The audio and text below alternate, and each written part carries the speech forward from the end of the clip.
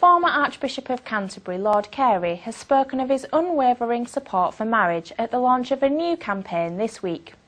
Coalition for Marriage has been formed to back the current one man and one woman legal definition of marriage and to oppose government plans to redefine it. Sam Mason reports.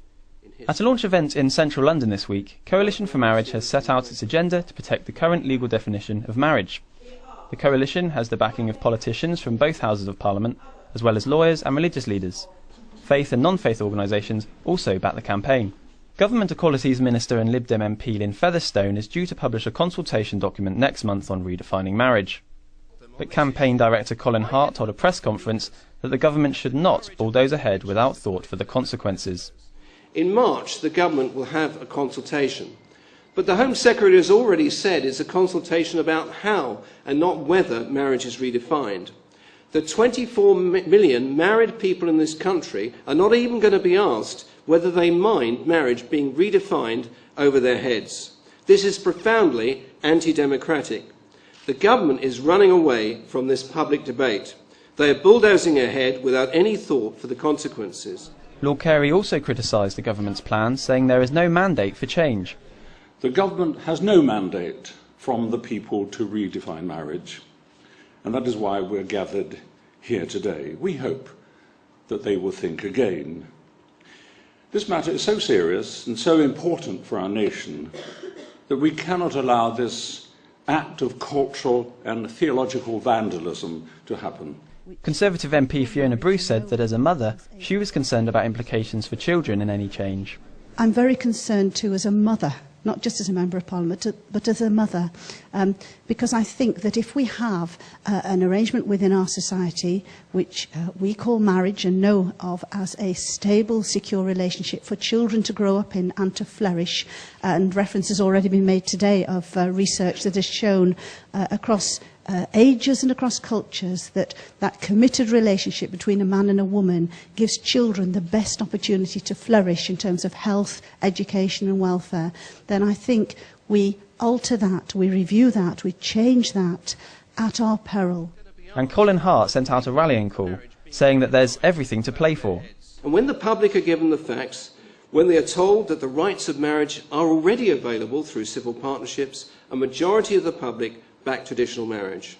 So we believe there is everything to play for in this debate, and we intend to win it and to hold on to the current definition of marriage, the most successful partnership in history. A special website has been set up to support the Coalition for Marriage campaign at c4m.org.uk. There's an online petition which the public can sign to support the current definition of marriage as being between one man and one woman. In just 4 days, the petition has received over 34,000 signatures. You can make your view count and add your name to the petition by simply completing this online form.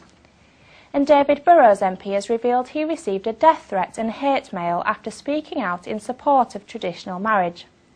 The Conservative MP for Enfield Southgate made the remarks during questions at the Coalition for Marriage launch.